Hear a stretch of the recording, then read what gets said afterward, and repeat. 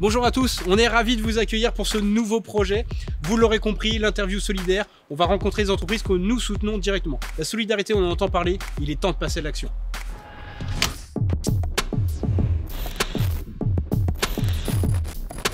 Salut, je m'appelle Steve, je suis DJ, animateur radio et gérant du restaurant Le Factory. Et du coup, je regarde là ou je regarde Nico? Salut, moi c'est Carline et je suis la co-gérante avec Steve du restaurant Le Factory. Donc Le Factory, anciennement l'usine à Saint-Christophe-du-Ligneron, c'est un restaurant ouvrier avant toute chose. Mais pas que. Nous avons 2 salles de réception pour tout ce qui est mariage, anniversaire, séminaire d'entreprise, dont une qui est plutôt spécialisée pour tout ce qui est les réunions avec des vidéoprojecteurs interactifs et une énorme salle de 300 mètres carrés pour vraiment les plus grands événements. On peut faire des événements type retransmission sportive, animation DJ, puisque je suis animateur radio et DJ. On a des jeux d'arcade, billard, baby-foot, flipper et même fléchettes, reliés en réseau. Et puis aussi, pour ceux qui veulent un peu plus se détendre, on a des espaces, un espace végétal, cool, sympa. On a voulu imprégner ce lieu d'une empreinte vraiment familiale. On a décidé de faire un coin enfant, de jeux, pour que tout le monde puisse s'amuser. Et on peut y faire plein de choses. On peut se nourrir. On peut se marier. On peut se marier, on peut aussi divorcer, il y a les fêtes de divorce. Oui, ça se fait beaucoup.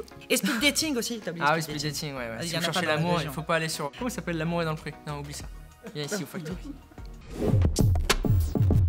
Bon, bah, du coup, le Covid, sur le moment, on l'a super mal vécu. On a racheté le fonds de commerce en octobre. On a été ouvert 3 semaines. Et puis, on nous a dit de fermer. On nous a classé tout de suite de non essentiel. Ça a été très, très compliqué, d'autant qu'on ne rentrait pas dans la case pour avoir des aides. Remise en question, pourquoi on est parti de là où on habitait, pourquoi on a tout lâché. On a vendu notre maison, pourquoi... donc non, c'était pas... Pour nous, on s'est dit on va vendre, on va tout arrêter, tant pis. Vendre, c'était dur.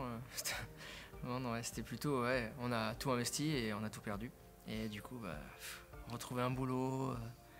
C'est pour ça que là, heureusement qu'il y a un décret qui a évolué et que depuis janvier, on rentre enfin dans une case pour nous dire, bon, c'est bon, vous pouvez prétendre à des aides, mais il y a quand même eu du mal de fait. Donc c'est pour ça que d'ailleurs, on a été hyper touchés par ta venue, Nico. Merci énormément de nous soutenir, de nous comprendre, de nous avoir dit, allez les gars, vous n'êtes pas tout seuls, on a vécu le premier confinement, donc on sait ce que c'est.